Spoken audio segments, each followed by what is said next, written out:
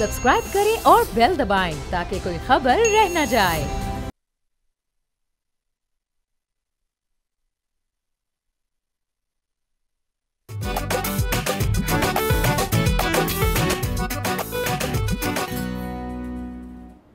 अस्सलाम वालेकुम, बोलो जनाब में बहुत बहुत खुश आमदीद। मैं हूँ असद निज़ामी, मेरे साथ हैं अली आफ्ताब। सर कैसी हैं? सर बहुत मज़े आ रहे हैं, फिट जा रहा है सब? बहुत फिट जा रहा है सर। मैं आपको पहले बताता हूँ, शो से पहले थोड़ा गला हल्का सा, वो जो शुरुआत होती है गला ख़राब होने की वो हो रही है, लेकिन आपने घबराना नहीं है, शो निकालेंगे सर। ज़बरदस्त। तो शुरुआत करते हैं ज़रा सियासी। आज नेशनल असम्बली में प्राइम मिनिस्टर का इलेक्शन जो है वो हो गया। आपके नए प्राइम मिनिस्टर जो हैं मियां शहबाज शरीफ साहब जो हैं वो अब कंट्री को लीड करेंगे। आगे दीगर मसाइल हैं, बहुत मसले मसाइल हैं। उसके अलावा जो हमारे केयरटेकर प्राइम मिनिस्टर काकड़ साहब उन्होंने पीएम हाउस छोड़ दिया है, अच्छा है। तो और ये भी हो जाता कभी कभार कि जी मैं थोड़ी दिनों में निकलूँगा, मतलब आई एम फेजिंग आउट, लेकिन उन्होंने वक्त से पहले, ठीक वक्त से पहले छोड़ दिए। उन्होंने मुझे लगता है ब्यूरोक्रेसी में सर्व नहीं किया हुआ। हाँ, क्योंकि जो बंदा ब्यूरोक्रेट रहा हो ना वो नहीं इतनी आसानी से छोड़ता। हाँ नहीं, वो कहता है असल में सर घर की टेंशन नहीं होती, घर गुड़ तो होते हैं, टेंशन होती गड्डी दी कि गाड़ी कब आप आके हैंड ओवर करते हैं, वो ज़रा ज़्यादा मसला होता है। बट आई एम श्योर काकड़ साहब जो है हम उनकी रिस्पेक्ट करते हैं, उन्होंने बड़ा हमें सेल थ्रू कराया है एक सिचुएशन से। बट उसके ऊपर तो आती हैं, ज़रा बात कर लेते हैं कि शहबाज शरीफ साहब जो हैं अब उन्होंने बड़ी स्पीच भी की, बड़े मुश्किल एक सर्कमस्टांस के अंदर उनको स्पीच करनी पड़ी, पर्चियाँ फेंकी गई, नारेबाजी हुई, हूटिंग हुई। उनको बोलने का मौका जब मिला तो वो बस बोलते रहे और बोलते रहे। हेडफोन्स उन्होंने पहने हुए थे, और लेकिन जो ऑपोजिशन थी, और कल भी हमने ये बात की थी कि ऑपोजिशन जो है इस दफ़ा उन्होंने एक फ़ैसला कर दिया है कि पार्लियामानी निज़ाम के अंदर उन्होंने एक ऐसा फैक्टर रहना है जो डिसरप्टिव फैक्टर रहेगा। सो शहबाज शरीफ साहब वही अपना प्लान लेआउट कर रहे थे थोड़ा सा कि हम ये करेंगे और फलाना करेंगे, मुल्क को ऐसे आगे लेके जाएंगे चीज़ें। मसले मसाइल बड़े संगीन हैं, और उनके अंदर सबसे बड़ा जो है वो मईशी बुरहान और उसके जो दीगर मसाइल हैं उनके ऊपर उनको एड्रेस करना पड़ेगा। फाइनेंस की तरफ से आपके पास एक ख़बर है, वो भी दीजिएगा आज प्लीज़।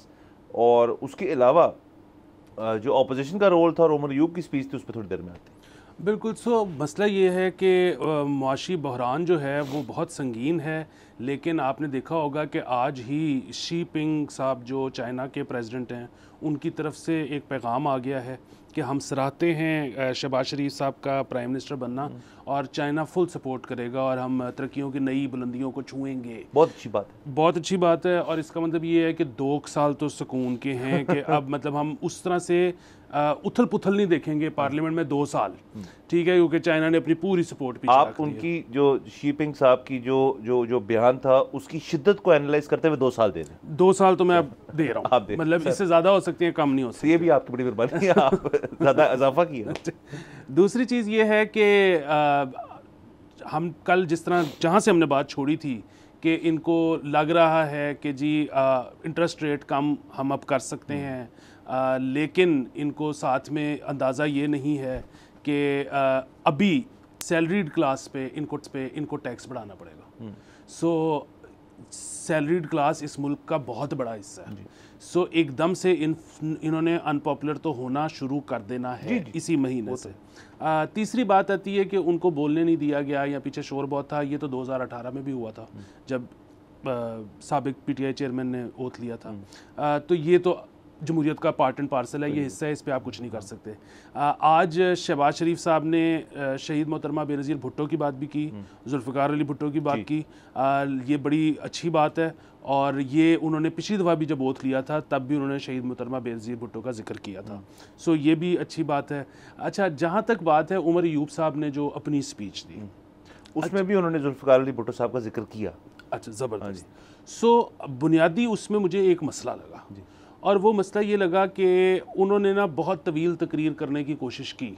लोग बड़ा मजाक भी उड़ा रहे हैं क्योंकि उनका बीच में एक बयान था कि जी मैं हूँ प्राइम मिनिस्टर असल में, तो मेरी मर्ज़ी, मैं जितनी मर्ज़ी बात करूँ। अच्छा, वो अब स्टेटमेंट से आप अग्री करते हैं, डिसएग्री करते हैं, ये एक अलग इशू है। मेरे ख़्याल में मतलब वही बात है कि ये जो हमारी बुज़ुर्ग जितनी क़यादत है ना, ये इनका हाथ अब पल्स पे नहीं रहा आवाम के, और उसकी वजह ये है कि आवाम जो है वो यंग है। 60% से ऊपर जो लोग हैं वो 35 साल से छोटे हैं। सो ये दौर है टिकटॉक का, ठीक है, 1 मिनट 30 सेकंड के अंदर बताओ क्या बात है। सो जो बदतमीजी है ना, वो आपको पसंद है ना पसंद है, वो अवाम उसको अप्रिशिएट ही करते हैं, ठीक है, वो अच्छी बात बुरी बात किसी दिन फिर बहस करेंगे। लेकिन तवील गुफ्तगू, आपको याद है कि तमाम जर्नलिस्ट की बस हो जाती थी जैसे टीवी पे चौधरी निसार आते थे कि यार ये इतनी तवील बात करेगा, कौन रिपोर्ट करेगा, बीच में से गल इको आधी होनी है रिपोर्ट करने वाली, लेकिन अब बैठ के देखते रहो कि क्या कह रहे। सो इनको जो है ना, उमर अयूब साहब को और बेसिकली पीटीआई को मतलब, और जाहिर है मतलब केपी असेंबली में नून लीग को, सो जो जहाँ भी ऑपोजिशन में बैठा है, मेरा उनको मशवरा बरादराना ये है कि शोर तो जितना मर्जी बचाएं, जब अपनी बात करने की बात आए तो बात एक्सप्लोसिव होनी चाहिए, बात ऐसी कोई हेडलाइंस बनने वाली होनी चाहिए कि अगले दिन सुर्खियों में आपके अलावा किसी की स्टेटमेंट ही ना लगे। लेकिन जो तवील बात करना है ना कि मैं लंबी बात करूंगा, वो उससे आप ऑडियंस लूज कर जाएंगे, तो उसका नुकसान ज्यादा फायदा कम है। सर मैं आपको इसकी वो अपनी थ्योरी पेश कर देता हूँ, क्योंकि आपको पता है आपका मैं जो हूँ एक प्रिंट मीडिया की, मतलब मेरी जो शुरुआत थी सहाफ़त में वो प्रिंट मीडिया से थी, और मैं बड़ी देर रहा और मेरे पे शैकल्स तोड़ के मैंने कहा कि इधर आ जाते हैं। तो प्रिंट मीडिया के अंदर ये होता है कि जो आपकी एक तरीक़ेकार होता है रिपोर्टिंग का ना, उसमें आप तमाम तर चीज़ें सुनते हैं और उनको असेस करते हैं, क्योंकि वो आपके सामने लाइव हो रही होती हैं। और उनके अंदर एक ज़माने में जो छोटी टेप वाले रिकॉर्डर्स होते हैं वो होते थे, लेकिन ज़्यादातर लोग शॉर्ट हैंड का असर लेते हैं, मैं माजी की बात कर रहा हूँ, और वो उसका लेते हैं और उसके अंदर से फिर खबर निकाली जाती है। वो एक स्किल होती है और वो एक सहाफ़ी की स्किल होती थी। अब कोई टेंशन वाली बात नहीं है, क्योंकि अब तमाम तर चीज़ें जो हैं वो क्योंकि रिकॉर्डेड हैं सामने आपके, आप वीडियो एक्सेस कर सकते हैं, आप उसको मेरे ख्याल में 20 दफ़ा फिर से सुन लें और उसके अंदर से आपको कोई ना कोई बात मिल तो जाएगी, अगर आप में इतनी सी भी स्किल है। सो ये जो सारे बुजुर्गान सियासतदान हैं, उनको आदत है प्रिंट मीडिया के दौर की कि यार लंबी लंबी गल कर लो, जो उत्ते गैलरी च बैठा है प्रेस गैलरी च, वो कट लेगा आप ही, नॉट रियलाइजिंग दैट जो आप अब मुखातिब अगर यूथ से हैं, सो वो इतना वेट नहीं कर सकते। प्रिंट मीडिया की अगर आपकी आज के दिन को खबर होती है तो रात की डेडलाइन सुबह के 2 बजे अगर है, उसके बाद वो सुबह 6-7 बजे सर्कुलेट होना है, वो खबर तब तक ख़त्म हो चुकी होगी। तब अखबार जो है वो सोर्स ऑफ न्यूज़ तो रहा नहीं, वो सोर्स ऑफ एनालिसिस है अब। लेकिन अभी तक इनको किसी ने इनको अपडेट नहीं किया यार कि वो प्रिंट मीडिया के जर्नलिस्ट जो हैं वहाँ कहानी नहीं है, बल्कि टेलीविज़न जर्नलिस्ट जो है वहाँ एक हद तक कहानी है। असल कहानी जो है वो सारी, जैसे आपने कहा, वो टिकटॉक पे और वो 1.5 मिनट की कहानी है। सो ये प्रिंट वाले सिंड्रोम से बाहर आना पड़ेगा। प्रिंट की अपनी वैल्यू है, अपना सब कुछ है, लेकिन प्रिंट से थोड़ा सियासतदानों को भी बाहर आना पड़ेगा। बिल्कुल। देखिए सर, एक और इल्ज़ाम ये लगा, मैंने लाइव तो नहीं देखा, लेकिन जी सरकारी टीवी ने उमर अयूब साहब की पूरी स्पीच नहीं दिखाई, बीच में से काट दी। अच्छा, अब वो ये इल्ज़ाम दुरुस्त है तो ऐसा नहीं करना चाहिए था, और दुरुस्त नहीं है तो बात ही ख़त्म हो गई। लेकिन अब प्राइवेट टीवी चैनल्स को आप ले लें, उनको जाहिर है मतलब अगेन एक बंदा बहुत ही तवील निकल गया है, और बात कोई ऐसी नहीं हो रही कि टीवी को लग रहा है कि ये कोई ऐसी चीज़ है कि ऑडियंस इस वक्त चैनल नहीं बदलेगी, तो वो भी उसको काट के कहीं और जाएंगे, ठीक है। सो इनको ये चीज़ कितनी अच्छी बात है कि अब जो इस तरह की कार्रवाई है, नेशनल असेंबली के जो सेशंस हैं उनको लाइव दिखाया जाता है, यानी कि आपके पास हर वक्त ऑडियंस मौजूद है। देखिए पहले जिस तरह होते थे जलसे जुलूस, कॉर्नर मीटिंग्स, ये करने के लिए आपको एक जगह जाना पड़ता था। अब सियासतदान क्या करते हैं, सियासतदान 8 से 9 बजे किसी टीवी चैनल पर बैठ जाते हैं, अपनी बात कर लेते हैं, वो उनके हलके तक भी पहुंच जाती है और दीगर हलकों में जहां पे उनकी कोई प्रेजेंस नहीं है वहां भी पहुंच जाती है। सो बुनियादी बात ये है कि ये जो ऑडियंस है ना, ये अपना टाइम दे रहे हैं आपको, ये उस टाइम में कुछ और भी कर सकते थे। इनका टाइम बहुत कीमती है, ये आपको मुफ्त में मिल रहा है, वरना आपको अगर किसी का टाइम लेना है तो आपको उसके पैसे देने पड़ते हैं। सो आप अगर इनके टाइम की कीमत का आपको एहसास नहीं होगा तो ये ऑडियंस चली जाएगी, और वो सिर्फ ये नहीं होगा कि आपकी तकरीरें सुनने से जाएगी, वो आपकी पहले तकरीरें सुनने से जाएगी, बाद में उनको ये नहीं पता होगा कि आपके नज़रियात क्या हैं, और फिर इसका रिजल्ट ये निकलेगा कि वो आपको वोट भी नहीं देंगे। इसलिए एक्सप्लोसिव तरीन बात करें, घर से तैयारी करके जाएं, सुर्खियां बना के, पॉइंटर्स बना के जाएं कि यार मेरी किसी ने 2 मिनट भी दिखा दिया ना, मुझे किसी ने 30 सेकंड भी दिखा दिया तो मैं बाकी सारे पार्लियामान से स्टैंड आउट कर जाऊंगा। लेकिन ये जो तवील गुफ्तगू है ना, इससे परहेज करें हुकूमत भी और ऑपोजिशन भी। सर यानी कि आप कह रहे हैं कि जो हमारे बुजुर्गान सियासतदान है, मतलब जो मास्टर्स हैं अपने फील्ड के, अपने काम के, सियासत के, पार्लियामान के, उनके सोशल मीडिया अकाउंट्स अगर तो नहीं है टिकटॉक वगैरह पे, वो बनाए जाएं और वो सिर्फ ट्रेनिंग के तौर पे इस्तेमाल किए जाएं। कोई एक शख्स जो है जो उस चीज़ का मास्टर है, वो उनको सिखाया सर कि आपने 1.5 मिनट में बात करनी है, और उनको समझ आ गई तो वो शायद पार्लियामान में ट्रांसलेट हो जाए। सर जिद्दत बड़ी ज़बरदस्त बात है। और उसके साथ साथ जो उमर यूब साहब की चीज़ थी, उसमें एक मैं आप ही के पॉइंट में इजाफा कर दूं कि जो हमारा सरकारी चैनल है जो पार्लियामानी प्रोसीडिंग्स को शाया करता है, उसकी बहुत ज़्यादा व्यूअरशिप जो है वो होगी I am sure television sets के ऊपर, लेकिन मैं यकीन से कह सकता हूँ कि उसकी जो यूट्यूब के ऊपर व्यूअरशिप है वो भी खासी ज़्यादा तादाद की है। सो हम कल के दिन ही जो बात कर रहे थे, वो बाय द वे आपको अपडेट कर दूं, आपकी खबर बिल्कुल सच साबित हुई कि वो जो तंगी साहब का सेनेट के अंदर एक मुतालबा था, वो पीटीआई ने आज कल ही उससे लाताल्लुकी का पीपल्स पार्टी ने लाताल्लुकी का कह दिया कि हमारे ये बंदे नहीं है, तो आपकी बात बिल्कुल सुर्खरू हुई। तो और वो देखें जी किस किस्म की चीज़ कर रहे हैं, अब इसके ऊपर सुनेंगे सेनेट के अंदर, पता नहीं क्या ही होगा वो। लेकिन यूट्यूब जो है वो एक रिसोर्स के तौर पे लोग इस्तेमाल करते हैं, वो अपने आप को इन्फॉर्म रखते हैं, उस चीज़ को ऑन करना चाहिए। अच्छा वापस आते हैं अगर हम इस चीज़ पे, तो अब 9 तारीख को प्रेसिडेंशियल इलेक्शन भी है। अचकज़ई साहब जो हैं वो कैंडिडेट हैं हमारे जो SIC के, और जरदारी साहब जो हैं वो जिन्होंने 2008 से 2013 तक प्रेसिडेंसी संभाली इस मुल्क की, और मेरे ख्याल में वो हमारे बहुत ज़्यादा प्रेसिडेंट्स आए, लेकिन जरदारी साहब एक काफ़ी सिग्निफिकेंट प्रेसिडेंट थे कि उन्होंने प्रेसिडेंसी का रोल जो था वो थोड़ा रीडिफाइन किया अपने टेन्योर में। तो हम इसके ऊपर आते हैं थोड़ी देर तक, लेकिन हमने जाना भी एक ब्रेक के बाद इसके ऊपर गुफ्तगू करेंगे।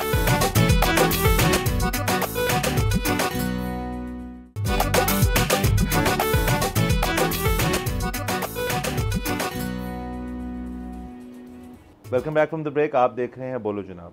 नाज़रीन, ब्रेक से पहले हम प्राइम मिनिस्टर के इलेक्शन के बारे में बात कर रहे थे। शहबाज शरीफ साहब जो हैं प्राइम मिनिस्टर बन चुके हैं, आगे जाके उनकी जो कारकर्दगी होगी उसको हम फॉलो करते रहेंगे, आप तक पहुंचाते रहेंगे। प्रेसिडेंशियल इलेक्शन जो है वो 9 तारीख को होने लगा, जैसे मैंने ब्रेक से पहले कहा कि अचकज़ई साहब जो हैं वो SIC के कैंडिडेट हैं, और जरदारी साहब जो हैं जो पहले प्रेसिडेंट रह चुके हैं 2008 से 2013 तक, वो कैंडिडेट हैं इत्तेहादी गवर्नमेंट के। तो सर अब जरदारी साहब मेरे ख्याल में फेवरेट हैं इस सारी चीज़ के अंदर। को बड़ा स्लिम चांस है कि अचकज़ई साहब जो है वो किसी किस्म का कुछ सरप्राइज़ करते हैं, मेरा नहीं ख्याल ऐसा कुछ होगा। बिल्कुल, ये वो अपसेट है जो कि बहुत मुश्किल है। जहाँ तक आपने पहले बात की उनके टेन्योर के, पिछले टेन्योर की, जरदारी साहब के, जरदारी साहब का जो टेन्योर था ना, उसमें जाहिर है हुकूमत भी पीपल्स पार्टी की थी जी। अच्छा, और आपको पता है कि मतलब किसी भी पार्टी का जो हेड होता है, जो सरबराह होता है, वो बड़ा ताकतवर होता है। उसमें जाहिर है उस टेन्योर में जो चीज़ें अच्छी हुई या जो चीज़ें बुरी हुई, उसकी जिम्मेदारी पीपल्स पार्टी पर गई, और जाहिर है उसमें जरदारी साहब भी उसके वो थे। लेकिन अगर बात करें ना सिर्फ उनकी प्रेसिडेंसी की, तो सिर्फ प्रेसिडेंसी की हद तक वो बड़ा अच्छा टेन्योर था। उसकी वजह यह है कि उन्होंने खुद अपनी पावर्स गिव इन कर दी, उन्होंने 58(2) भी ख़त्म कर दिया, डिवॉल्व कर दिया। उन्होंने उसके अलावा 18वीं तरमीम की जी। तो उस लिहाज से, सिर्फ प्रेसिडेंसी के लिहाज से उनकी कारकर्दगी बहुत अच्छी थी। जाहिर है हुकूमत को अगर आप देखेंगे तो फिर अच्छी चीज़ें भी थी और बुरी चीज़ें भी थी। सरप्राइज़ का एलिमेंट कोई नहीं है। मेरे ख्याल में सबको तैयारी पकड़नी चाहिए, और अब अलामती सी एक पोजीशन होती है ये। जाहिर है जरदारी साहब जो है वो ये पोजीशन इसलिए लेना चाहते हैं क्योंकि उनको बहुत ज़्यादा राइट ऑफ किया गया है हमेशा कि ये जो है अवामी लीडर नहीं है, ये मकबूल लीडर नहीं है, ये इस किस्म की पोजीशन होल्ड नहीं कर सकते। सो उन्होंने मतलब पहली दफ़ा तो चले जब उन्होंने ये पोजीशन ली तो उसमें ताकत भी थी, अब ताकतवर पोजीशन नहीं है, लेकिन वो बेसिकली कहते हैं ना कि शरीकों का दिल साड़ने के लिए उन्होंने कहा कि दूसरी दफ़ा भी मेरे ख्याल में मैं ही। अच्छा, और जरदारी साहब जो थे वो पहले ऐसे प्रेसिडेंट थे जिन्होंने 5 साल अपने मुकम्मल किए, तो ये भी आई थिंक सर ये रिकॉर्ड जो है ना, ये सबसे हमारा इम्पोर्टेंट रिकॉर्ड है कि जो 5 साल पूरे करने वाली कहानी है ना, वो 3 मुख्तलिफ जगहों पे आती है। प्रेसिडेंट कहते चले ठीक है, हुकूमत और प्राइम मिनिस्टर जो इन टैंडम चलते हैं। चले हुकूमत चल सकती है, प्राइम मिनिस्टर चेंज भी होता है, हुकूमत ने 5 साल पूरे किए हैं, लेकिन जो बंदा लीड कर रहा होता है उसको फारग करते हैं तो फिर मामला ख़राब हो जाते हैं। केस इन पॉइंट मियां Nawaz Sharif, case in point बानी PTI। सो इस तरह मामला सही चलते नहीं। सो इस दफ़ा तो हम उम्मीद करते हैं कि अब शहबाज शरीफ साहब चले प्राइम मिनिस्टर बन गए एक बड़े ही अजीब व गरीब इलेक्शन के बाद, और बाकी चीज़ें जो हैं वो कानूनी रास्ता इख्तियार करेंगी अपना, लेकिन वी होप कि जो स्टेबिलिटी आती है वो कंसिस्टेंसी से आती है। कंसिस्टेंसी इस तरह आती है कि जी एक ऐसा काम है उसकी मुद्दत 5 साल है, करने दे 5 साल। ये तो पीपल्स पार्टी का मंशूर का हिस्सा ये भी था कि इसका जो है दुरानिया कम भी करें, कि 4 पे ले हैं, वो भी देखेंगे पीपल्स पार्टी ये चीज़ें कर पाती नहीं।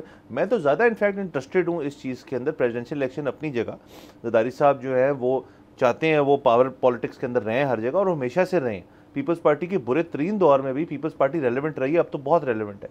मैं चाहता हूँ कि क्योंकि मैंने तमाम मंशूर जो हैं उनको स्टडी किया, हमने इकट्ठे किया, मुझे पीपल्स पार्टी का फॉर सम रीज़न एक लिहाज से बेहतर लगा। अगर उसको मैं फेस वैल्यू पे लूँ कि यार इसमें ज़रा रियलिस्टिक गोल्स भी हैं और कुछ बहुत एम्बिशियस गोल्स भी हैं, लेकिन उनके पीछे उनकी जो लिखत है उसकी मुझे समझ आ रही है। सो अगर तो Peoples Party is able to कि वो उनको फ्लोर पे लाए और उस पर बहस होए और उनको पास करवा पाए जो चीज़ें वो करना चाह रहे, तो वो एक इंटरेस्टिंग टर्न ऑफ इवेंट्स होगा हमारी सियासत के लिए, और मोस्टली फॉर द बेटर। तो मैं तो ये चीज़ देखना चाह रहा हूँ, मैं इसका वेट करता हूँ सर। और उसमें अब वो जिस तरह से आपने कहा कि कुछ खबरें हैं, अब जिस तरह से इस वक्त सबसे ज़्यादा लोगों को इश्तियाक ये जानने का है कि फाइनेंस मिनिस्टर कौन आ रहे हैं, और लोग सहमे भी बहुत हुए हैं क्योंकि वो एक नाम ऐसा है जिस पे लोग सब पार्टीज़ बशमूल हुकूमती पार्टी डार साहब का नाम आता है तो थोड़े सहम जाते हैं। तो अभी तक हमारे जो सोर्सेज हैं उनके मुताबिक, तो अब ज़ाहिर है मैं नाम नहीं लूँगा बैंक का भी, लेकिन पाकिस्तान के बड़े तरीन बैंक्स में से एक जो हैं उनके जो नए COO आए हैं उनको टेम्पररी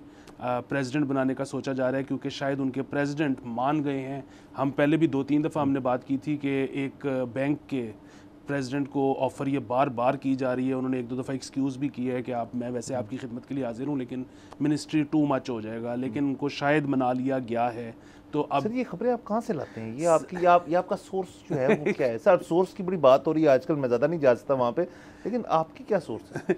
सर आपने बताना नहीं, मैं तो वैसे ही पूछ रहा हूँ। मैं सर अब मैं सोच रहा हूँ कि एक अपना परिंदा इजाद करूँ जो नहीं सर, आपने परिंदा नहीं रखा, आपने चमगादड़ रखना है, ठीक है ना? कोविड के अंदर बदनाम हो गया था वो, लेकिन आपने उसको रखना है। बिल्कुल। और आपको पता है कोई भी चीज़ जो दुनिया में है उसका कोई ना कोई मसरफ मकसद तो है, तो चमगादड़ का भी ज़रूर होगा। सर होगा। तो हमने उसकी नेक नामी के लिए पूरी एक कैंपेन चलानी है। अच्छा सर आगे चलते हैं, और भी बड़ी खबरें। एक मैं ज़रा मुझे भी ख्याल आया कि वो मैं कह बैठा कि पीपल्स पार्टी के मंशूर में ये था कि मुद्दत कम करेंगे, वो PTI के मंशूर में था। मुझे पीपल्स पार्टी का मंशूर फिर भी पसंद है, लेकिन ये PTI के मंशूर का हिस्सा था कि मुद्दत कम करेंगे 5 से 4 साल। सो इसमें जो है ना बात ये है कि आज तक कोई 5 साल चली तो है नहीं, तो ये करने की ज़रूरत क्या पेश आ गई है? उन्होंने कहा 4 करके देख लेते। हाँ अच्छा, उनको शायद ये लगा कि अगर 3 साल में हटाने लगेंगे तो हटाने वालों को ये ख्याल आएगा कि यार 1 साल तो रह गया चल तो ये एक वजह हो सकती है, इसके अलावा कोई वजह नहीं है। बाकी ये तमाम लोगों को एक चीज़ का पता होना चाहिए, और वो ये है कि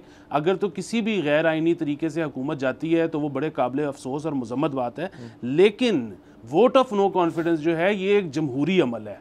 नंबर 1 चीज़। नंबर 2 चीज़ ये कि मैं अपने PTI के दोस्तों को ये कहना चाहता हूँ, क्योंकि वो जज्बाती ज़्यादा हैं और दोस्त हैं, भाई हैं हमारे, तो जज्बाती होने की ज़रूरत नहीं है। एक तो ये है कि वोट ऑफ नो कॉन्फिडेंस कल को नेशनल असेंबली में तो बड़े आसानी से आ सकता है, नंबर्स जिस तरह से डिस्ट्रीब्यूटेड हैं। पीछे रह गई पंजाब हुकूमत, तो पंजाब हुकूमत में भी आपको घबराने की ज़रूरत नहीं है।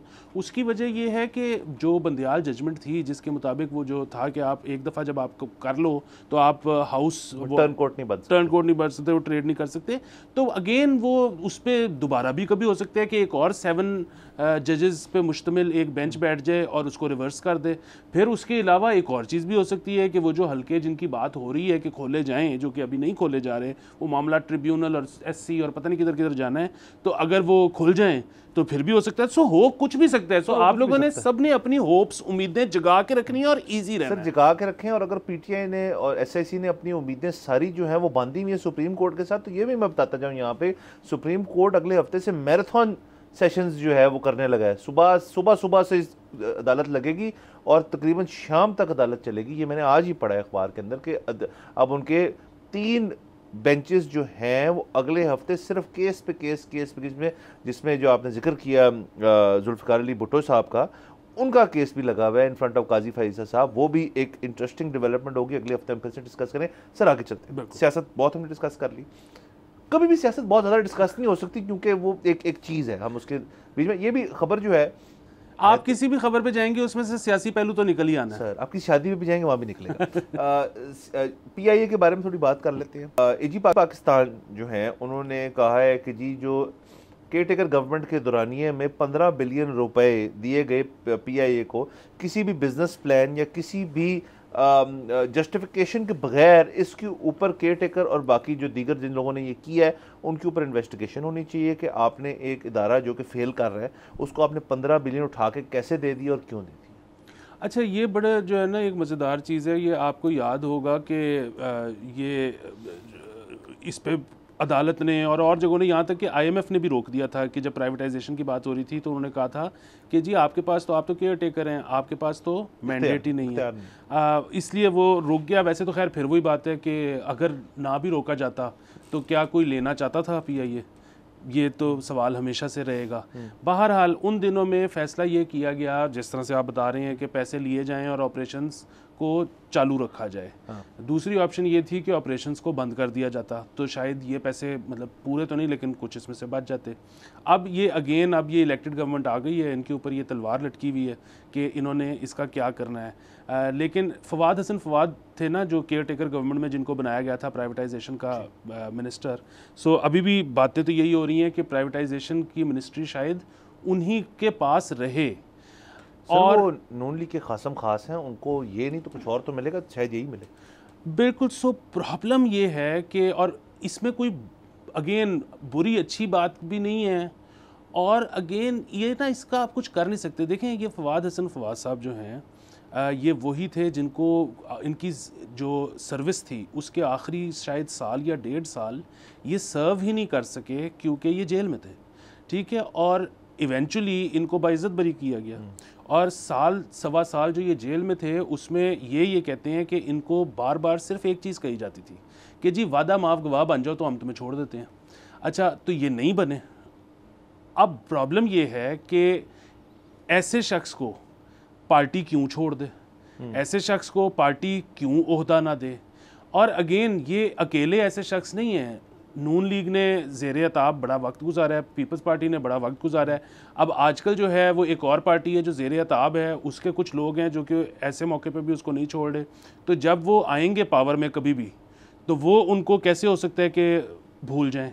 सो ऐसे जब मामलात चलेंगे मुल्क के, तो ये कैसे आप कर पाओगे कि आप सरकार का साइज़ छोटा कर सको। मतलब कल भी हम बात करते हैं कि 2000 करोड़ की आपको कटौती करनी है अपने बजट में से, तो आप वो कैसे कर सकते हो? मिनिस्ट्रियां कम करके, SAPM कम करके, अपनी सरकार का, रियासत का हुजम कम करके नहीं हो पाएगा। सो कैसे हो पाएगा जब आपने एक्चुअली हर लोग हैं जिन्होंने आपके लिए मारे खाई हैं, उनको आपने कहीं एडजस्ट करना है। सर बिल्कुल आपकी ये बात ठीक है, और हम ये इकोनॉमी की हद तक बिल्कुल ये एक इम्पॉर्टेंट पॉइंट है। एक आखिरी मैं आपको इसी नुक्ते पे छोटी सी खबर दे दूं कि PIA की जो हमने बात की थी कि उनके जो एसेट्स हैं वो उनके पास ही रहेंगे, जो न्यूयॉर्क, फ्रांस, शारजा शुरजा जहाँ पे भी हैं। डेट उनका जो है वो एक होल्डिंग कंपनी में चला जाएगा, ये भी हम खबर दे चुके हैं। और उनके जो रूट लाइसेंसेज हैं वो अप फॉर ग्रैब्स हैं, क्योंकि फ्लीट भी उनकी फ़ारग है।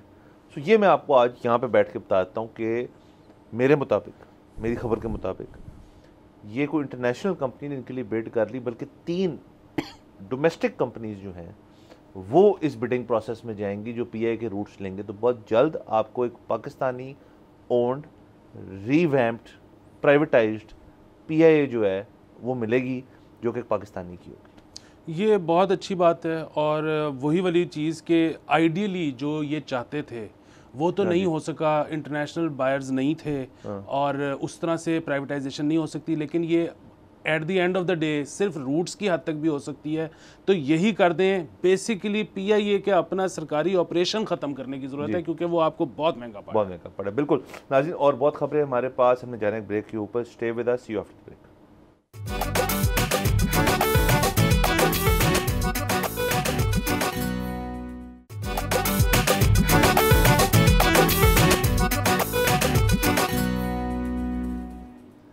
Welcome back from the break. आप देख रहे हैं बोलो जनाब। नाज़रीन, ब्रेक से पहले हम बात कर रहे थे PIA की प्राइवेटाइजेशन के बारे में, बल्कि प्राइवेटाइजेशन के बारे में नहीं, हम बात कर रहे थे कि जो AG पाकिस्तान उन्होंने कहा है कि जी 15 बिलियन किधर गया।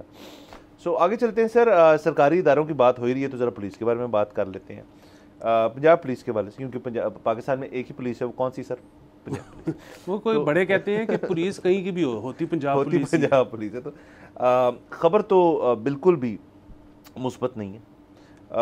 वो ये है कि जी 2 माह में 22,000 कंप्लेंट्स हुई हैं। आईजी कंप्लेंट सेल जो है पंजाब पुलिस का जो बनाया गया है, उसके ऊपर 22,000 कंप्लेंट्स की हैं, जिसमें सबसे ज़्यादा तादाद जो कंप्लेंट्स की है वो इस चीज़ की है कि जी मुकदमात नहीं दर्ज होते, और उसके अलावा दीगर करप्शन के, रिश्वत के, बिहेवियर के, अपने जो आपको पुलिस एहलकार होने के नाते आपको पावर्स दी गई हैं उनके मिसयूज़ के हवाले से कंप्लेंट्स की गई हैं। लेकिन सर 2 माह में 22,000 यानी कि महीने की 11,000 कंप्लेंट जो है वो हो रही है। सो ये तो बिल्कुल भी अच्छे फिगर्स नहीं हैं। और सवाल मेरा सिर्फ एक है कि अब कंप्लेंट सेल बना दी और आपको 22,000 कंप्लेंट्स मिल गई हैं, इस पे आपका क्या रद्द-ए-अमल? सर खबर ये बहुत अच्छी तो पता नहीं, लेकिन बड़ी हैरान कुन खबर है। अच्छा। ये हैरान कुन खबर इस तरह है कि 22,000 लोगों ने वक्त निकाला और कंप्लेंट दर्ज की। आपको पता है ये जो कंप्लेंट सेल होता है हुकूमती कोई भी हो, इसमें कंप्लेंट करवाना भी आसान काम नहीं होता, चाहे ऐप के थ्रू ही क्यों ना करना पड़े। इतने लंबे लंबे डायलॉग बॉक्स आपको भरने पड़ते हैं, फॉर्म्स भरने पड़ते हैं, और बाय द एंड जब आप उसको सबमिट करते हो तो वो टाइम आउट हो चुका होता है। ठीक है, सो पता नहीं कितने हज़ार और लोगों ने कोशिश की थी, और कुछ थे जो कि लगे रहे और फाइनली उन्होंने कंप्लेंट जमा करवा दी। और ये बात इसलिए हैरान कुन है कि अच्छा इतने लोग अभी भी हैं जो कि समझते हैं कि पुलिस जो है उसका जो काम है वो उसको करना चाहिए है और हम उसको उसका जिम्मेदार ठहराएंगे। क्योंकि मैं देखता हूँ मेरे इर्द गिर्द जो ज़्यादातर लोग हैं वो पुलिस से इनडिफरेंट हो चुके हैं। यानी कि आपको मैं एक और बात बताऊँ कि जुम्मे की रात मेरे दफ्तर में चोरी हुई और आज इतवार है, मैंने पुलिस रिपोर्ट जमा ही नहीं करवाई। मैंने कैमरे मज़ीद ऑर्डर कर दिए हैं। एक शख्स की जिम्मेदारी लगाई है कि जब मैं ना हूं तो वो अंदर बैठ के कैमरास का डिस्प्ले देखता रहे। और अगेन जब अगर खुदा ना खास्ता दोबारा ऐसा मामला होगा तो वो कैमरे का अगर हमारे पास फुटेज भी होगा तो क्या कर लेंगे, पुलिस के पास तो नहीं जा सकते। वो तो ये है कि जब हम देखेंगे कि मौके पे कुछ हो रहा है तो खुद बाहर निकल पड़ेंगे इस उम्मीद पे कि शायद वो भाग जाएं, लड़े ना, क्योंकि अगर लड़ेंगे तो भी हम नहीं लड़ सकते। सो बुनियादी बात यह है कि पुलिस के पास तो अब जाता ही कोई नहीं। ये तो बड़ी अजीब सी बात है कि 22,000 कंप्लेंट जमा हो गई है। सर बिल्कुल देखिए, असल में लफ्ज़ जो इस्तेमाल हो जिससे मैं ज़रा फ्लस्टर भी हो रहा हूँ कि ये आईजी लेवल, मतलब उनका कंप्लेंट सेल है, यानी कि उन्होंने कहा होगा यार ये कंप्लेंट सेल होना चाहिए जहाँ मुझको पता चलता रहे, क्योंकि वो हेड ऑफ़ द पुलिस होते हैं, मुझे पता चलता रहे कि यार हमारे उसमें क्या मसले हैं। तो क्या मसले नज़र नहीं आ रहे? क्या आपको इस चीज़ से मज़ीद एविडेंस चाहिए कि अगर 22,000 बंदा कह रहा है? देखिए सबसे ज़्यादा जो तादाद है उसके अंदर वो ये कि जी मुकदमात दर्ज करने में मसला हो रहा है, FIR कटने में मसला हो रहा है। हमें तो मैं ये खबर वैसे ही बोलूँ और किसी आम शहरी को बोलूँ, उससे पूछूँ यार आपको क्या लगता है सबसे ज़्यादा कंप्लेंट किस चीज़ की है, वो अगर रिश्वत।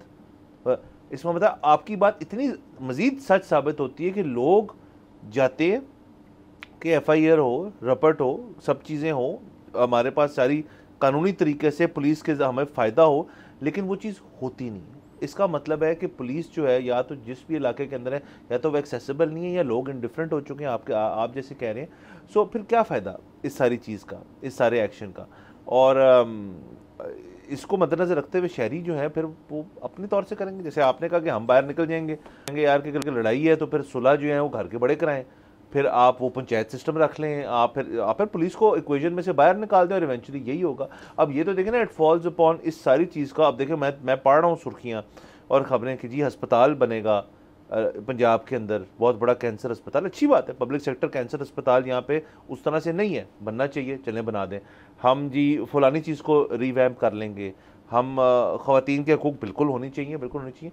लेकिन अगर मरीम नवाज साहिबा के रेडार पे ये खबर के बारे में मैंने तो अभी तक कुछ नहीं पढ़ा कि इस चीज़ का उन्होंने नोटिस नहीं, क्योंकि ये एक ऐसे अखबार की ऐसी जगह पे मुझे खबर मिली और मैंने तस्दीक की इस खबर की, ये सच है, तो इसका नोटिस क्यों नहीं लिया जा रहा? सर देखिए, बुनियादी बात बताए कि आपको लगता है कि मतलब हमारे हुक्मरानों को लगता है कि यहाँ पे जो लोग हैं ना वो बिल्कुल नाबल्द हैं, उनको बिल्कुल अंदाज़ा नहीं है कि पूरी दुनिया में क्या होता है।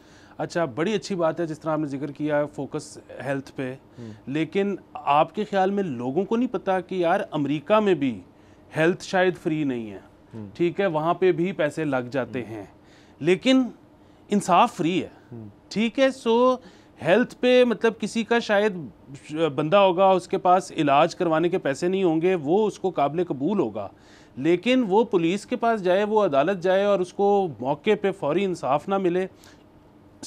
आपको आज तक कितने ऐसे लोग मिले हैं कि यार मेरा फ़लाना मसला हुआ और मैं पुलिस में गया, फौरी हल हो गया, या मैं अदालत में गया, फौरी हल हो गया, और उसी सांस में वो ये भी कहें कि यार टैक्स नहीं मैं देता, या टैक्स नहीं देना चाहिए, या मेरे टैक्स के पैसे ज़ाया हो जाते हैं।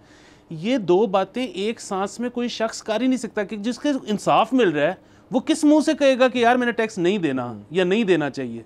जब तक ये चीज़ ठीक नहीं, जब तक पुलिस के मसले, हम पूरा शो किसी दिन रख लेते हैं कि मसले हैं क्या, सब कसूर उनके भी नहीं है, वो भी अंडर स्टाफ्ड हैं और मामलात भी हैं, लेकिन हुकूमत ये बात भूल जाए कि जब तक ये महकमा फिक्स नहीं होता तब तक लोग अपनी मर्जी से कभी टैक्स नहीं देंगे। सर बिल्कुल बेहतरीन आपने फरमाया। बल्कि नेक्स्ट वीक हम कोशिश करते हैं हम अपने शो पे किसी पंजाब पुलिस के रिप्रेजेंटेटिव को बुलाते हैं, क्योंकि इस टॉपिक को डिस्कस करते हुए आपके को 10 सवाल पैदा होंगे, मेरे 10 हो गए, हम एक बाकायदा इसके ऊपर करेंगे। आगे बढ़ते हैं। सर आप मुझे बता रहे थे एक नया कोट लखपत के पास आईटी टावर बनने को जा रहा है। बिल्कुल, कोट लखपत के पास एक आईटी टावर बनने को जा रहा है। जाहिर है इसमें तो कोई बुराई नहीं, अच्छी बात है, जितने मर्जी बने, लेकिन वहाँ पे एक सब्ज़ी मंडी थी जिस जगह पर अब ये बन रहा है, और उसको यकीनन इन्होंने कहीं और अकोमोडेट कर दिया होगा, लेकिन वो जगह जो है वो मज़ीद further away from the city होगी। मुझे अगर ठीक याद पड़ता है तो अरफा टावर आज जहाँ पे है वहाँ भी पहले सब्ज़ी मंडी ही थी, और जब इनको हटाया गया तो इनको कहा कि आप मज़ीद दूर हो जाएं। ये एक जो है ना सवाल है। अगेन मैं यहाँ पे अपनी कोई एक्सपर्ट ओपिनियन नहीं दे रहा कि ऐसे होना चाहिए वैसा होना चाहिए, अर्बन प्लानर्स को बुलाएं, वो बताएंगे कि कैसे होना चाहिए, लेकिन हम जो है वो शहर से जिस तरह से सब्ज़ी मंडी और इस तरह की चीज़ों को दूर करते चले जा रहे हैं। मैं हाउसिंग सोसाइटी का नाम नहीं लेता, लेकिन इस्लामाबाद की एक हाउसिंग सोसाइटी है और वो बड़ी चलती है और बड़ी मशहूर है और उसके अंदर लोग रहते हैं, और अब उसका जो नया प्लान बन रहा है उसको टोटली वॉल्ड करके और उसके अंदर जो छोटे रास्ते थे आने के वो ख़त्म करके, तो पूरा वो हाईवे से आप जाके उसके मेन गेट से एंटर होगे। अच्छा fine, people who live there they have cars, they can afford this, ज़बरदस्त। सवाल सिर्फ ये होता है कि आप कभी भी कोई बड़े गोल्फ कोर्स चले जाएं, आप उसके साथ आपको कोई बस्ती ज़रूर मिलेगी, आप कोई बड़ी हाउसिंग सोसाइटी मिले, साथ आपको 4 पिंड मिलेंगे बिल्कुल साथ उसके। उसकी वजह ये है कि जिन लोगों ने घर आके उधर काम करना है वो गरीब लोग हैं ना। आप जब इस किस्म की चीज़ें करते हैं कि उनकी जो चीज़ें उनको चाहिए, मतलब आप शायद सब्ज़ी मंडी से नहीं खरीदते सब्ज़ी, लेकिन वो जो गरीब आदमी है जो इतवार के दिन जाके सब्जी मंडी से चीज़ खरीदता है, उसके लिए आपने उसको मज़ीद दूर कर दिया। अच्छा, इसी तरह ये जब आपने पूरी वर्ल्ड करके आप कह रहे हो कि हाईवे के थ्रू आओ, तो वो जो गरीब आदमी है उसके पास तो नहीं है गाड़ी या बाइक के वो उसके थ्रू आ सके। एंड में तकलीफ आप तक भी पहुंचेगी जब वो आपका काम करने नहीं आ सकेगा, क्योंकि यहाँ पे तो अमेरिका इंग्लैंड वाला माहौल नहीं है ना कि मैंने सारे काम अपने घर के खुद करने हैं। यहाँ पे तो आपने शलवार धोने के लिए अलहदा बंदा रखा हुआ है और कमीज़ धोने के लिए अलहदा रखा हुआ है। ये वाले मामला ये अमीरों को ज़रा सोचना चाहिए कि किस तरह से आगे चलेंगे। हाँ सर बिल्कुल। और देखिए सब्जी मंडी की एक और वैल्यू ये भी है कि मतलब आप सुपरमार्केट क्वालिटी चीज़ लेते हैं तो वो आपको एक सर्टन क्वालिटी की, कुछ लोग ये भी आपको मैं बता सकता हूँ, वैसे कुछ लोग प्रेफर करते हैं कि यार अगर लेनी है तो मंडी से लो, वहाँ पे फ्रेश स्टॉक आएगा, सब चीज़ें फ्री होगी। अगर कोई मतलब इस चीज़ की भी वैल्यू रखता है तो दे वुड प्रेफर दैट। लेकिन आपकी बात बिल्कुल ठीक है कि जब आप अर्बन प्लानिंग कर रहे हैं, सो urban planning for the elite नहीं होनी चाहिए सिर्फ, वो अर्बन प्लानिंग फॉर ऑल होनी चाहिए। और सर देखिए ये तो एक इशू है अनफॉर्चुनेटली कि, और ये हाउसिंग सोसाइटीज़ जो हैं ये एक बहुत बड़ा एग्जांपल है इस चीज़ के कि आपके तमाम तर जो फोकस होता है वो होता है रेजिडेंट्स का, कि उनकी तरफ से उसके इर्द गिर्द जो प्रेफरीज हैं उसके मामला जो हैं वो हमेशा निगलेक्ट किए जाते हैं। और ये हमने बड़ी बड़ी हाउसिंग सोसाइटीज़ में देखा है कि बड़े बड़े इश्यूज़ भी हुए हैं। और कुछ तो ऐसी हैं जो वहाँ पे बड़े सालों की पुरानी बस्तियाँ हैं वो उनको बाय आउट कर लेती हैं और फिर वहाँ पे नए उनके हाउसिंग सोसाइटी के जो मज़ीद शाखें हैं वो वहाँ निकल आती हैं।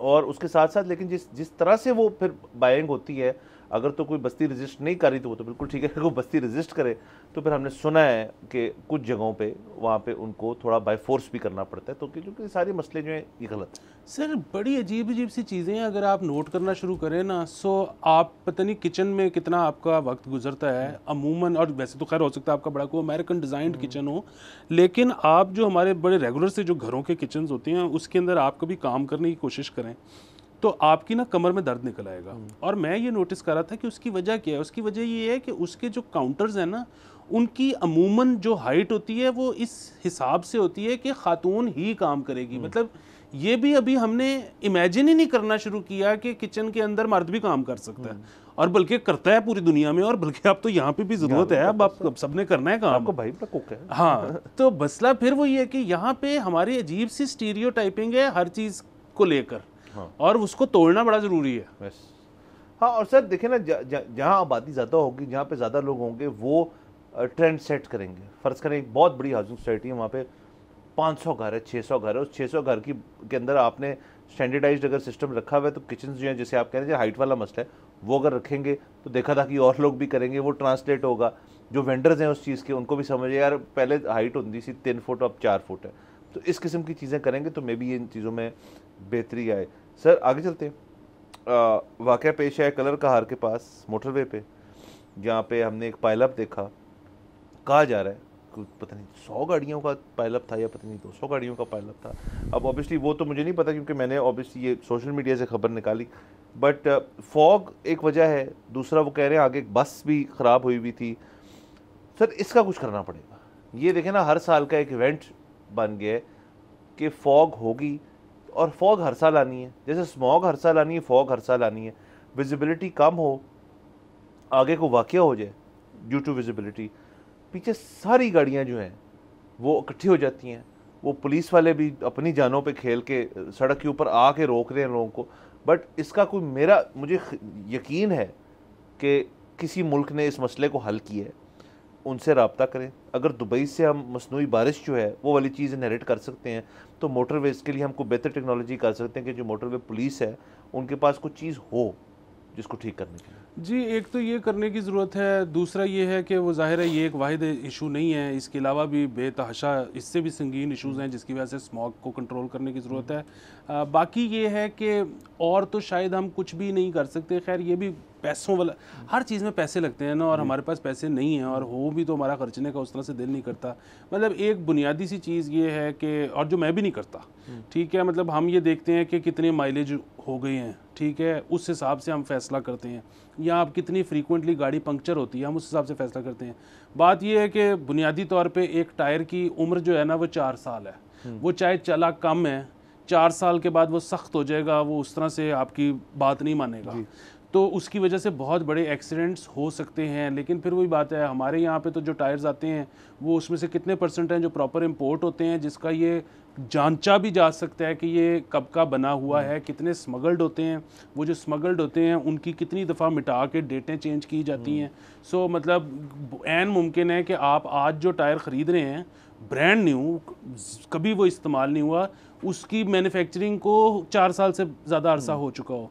सो ये है बुनियादी चीज़ जो मतलब की जा सकती है, लेकिन वो भी मुश्किल है। हाँ, वो भी एक चीज़। बाकी सर अमूमन मैं जो इस टॉपिक को रिसर्च करते मैं देख रहा था कि जहाँ फॉग का मसला होता है वहाँ पे जगह जगह, जैसे हमारे मोटरवे पे उन्होंने ज़बरदस्त स्लोगन्स लगाए हुए हैं कि मतलब वो जो मुहावरे हैं वो आपने देखा होगा मोटरवे पे जाते हुए, और मुहावरों की जगह अगर वो एक वो लगा दें ना जो LED बैनर होता है जिसके अंदर आप फीड कर सकते हैं कि जी ये इन्फॉर्मेशन दे दें, तो वो इन्फॉर्मेशन ये बता सकती है कि जी आने वाले चंद किलोमीटर में एक रोड ब्लॉक है, फॉग बहुत ज़्यादा है, अपनी स्पीड स्लो कर लें।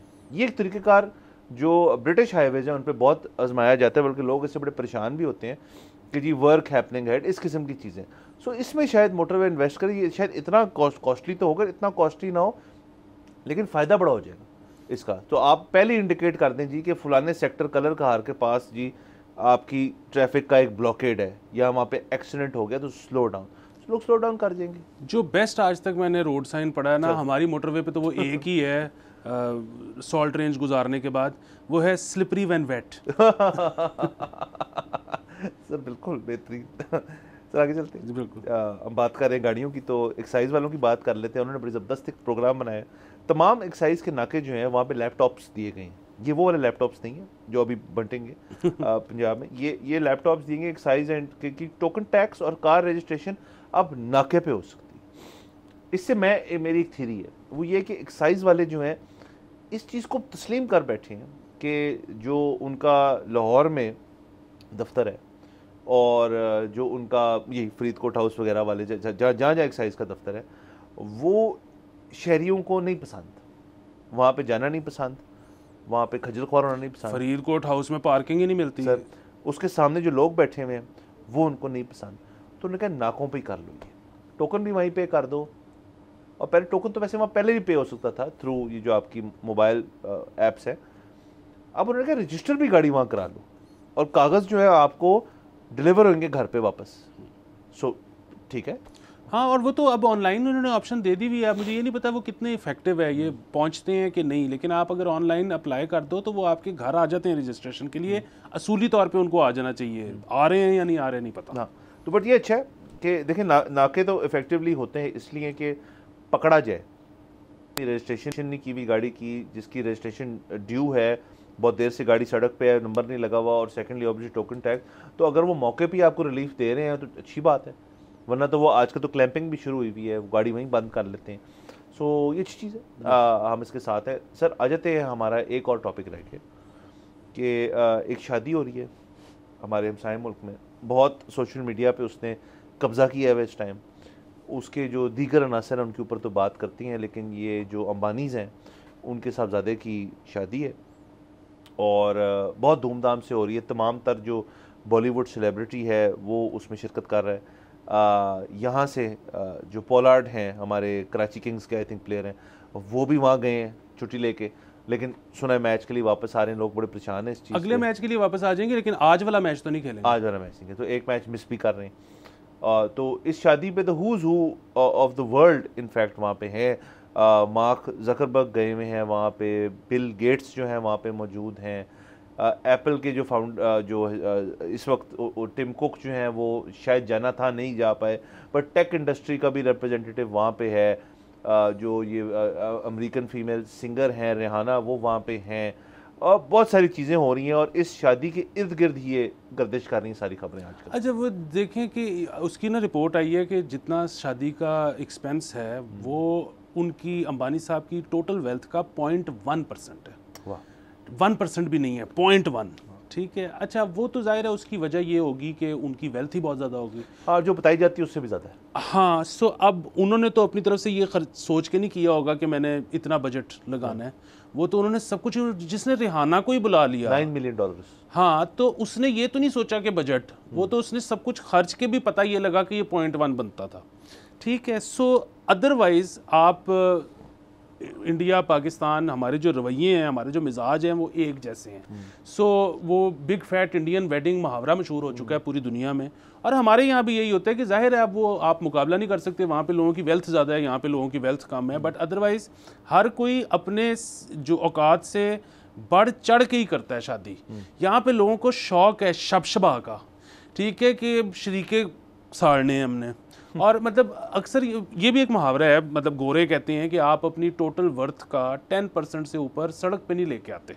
ठीक है। अब वो बेसिकली ये गाड़ी की बात हो रही है कि आपकी जितनी भी टोटल वर्थ होगी, आपकी गाड़ी उसका 10% से ज़्यादा नहीं हो सकती, क्योंकि वो तो सड़क पे खड़ी होनी है। लेकिन वो भी असूल यहाँ पे तो अप्लाई ही नहीं होता, क्योंकि यहाँ पे हम देखते हैं लोगों के घरों से महंगी उनकी गाड़ियाँ। जी जी। और फिर उनसे जब पूछो तो वो भी कहते हैं कि जी वो होता ये है कि जब आपने किसी से काम लेने जाना है, जब आपने किसी से पैसे रिकवरी करने जाना है, तो छोटी गाड़ी पे अगर आप चले गए हो तो वो आपको कहाँ मिलेगा। सो यहाँ पे तो आपने दिखाना होता है ना कि जी मेरा इतना पावा है कि कल को कोई मसला होगा तो मैं अमीर हूँ, तो मेरे अमीर दोस्त हैं, तो वो फिर कुछ करवा लेंगे। क्रूज़र।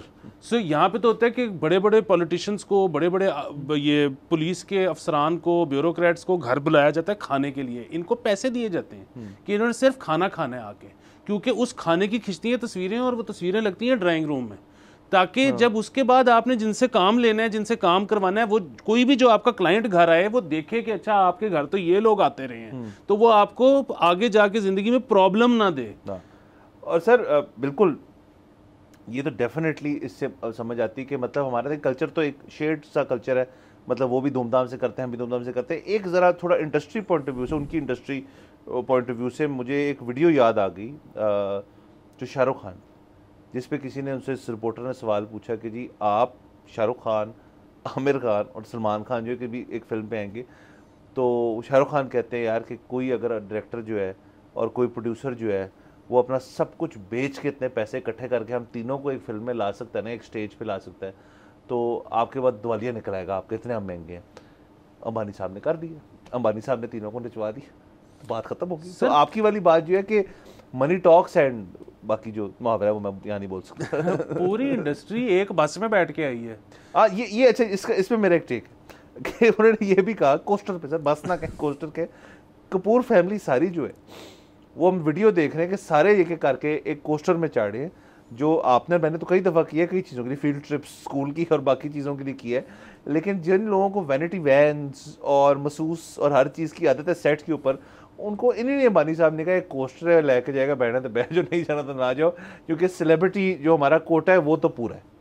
सर वो असल में आप कभी ये आईपीएल क्रिकेटर्स से पूछें ना, मतलब, और वो क्योंकि ज़ाहिर है उनमें से बहुत लोग हैं जो पीएसएल भी खेलते हैं, वो आपको बताएंगे कि ये मतलब मैच ख़त्म होता है ना, तो मुंबई इंडियंस के बारे में ये मशहूर है कि मैच ख़त्म होते साथ इन्होंने शावर लेके पहुंचना होता है अंबानी हाउस, क्योंकि वहाँ पे पार्टी होती है और वो पार्टी में बेसिकली मतलब ये प्लेयर्स तो ज़ाहिर है जिनका रोज़ मैच है या हर दूसरे दिन मैच है, वो बेचारों ने क्या पार्टी करनी है, लेकिन वो बेसिकली होता ये है कि वो अंबानीज या जो भी ओनर्स होते हैं वो अपने, उन्होंने गेस्ट बुलाए होते हैं और वो दिखाया होता है कि यार ये हमारे खिलौने हैं ये देखो ये आए हुए इधर, ये इधर आ जाती है, हम हमारे हैं, हमने पैसे दिए हुए हैं।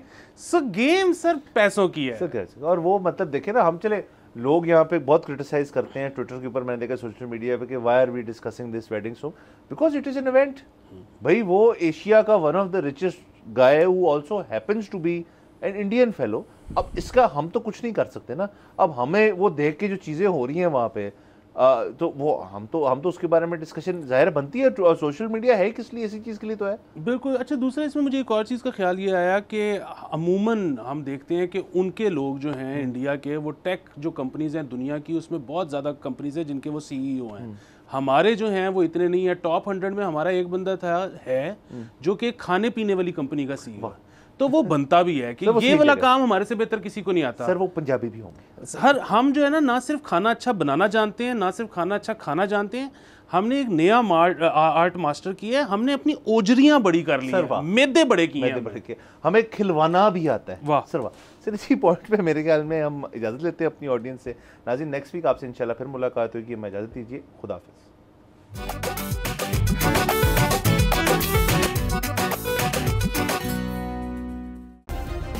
सब्सक्राइब करें और बेल दबाएं ताकि कोई खबर रह न जाए।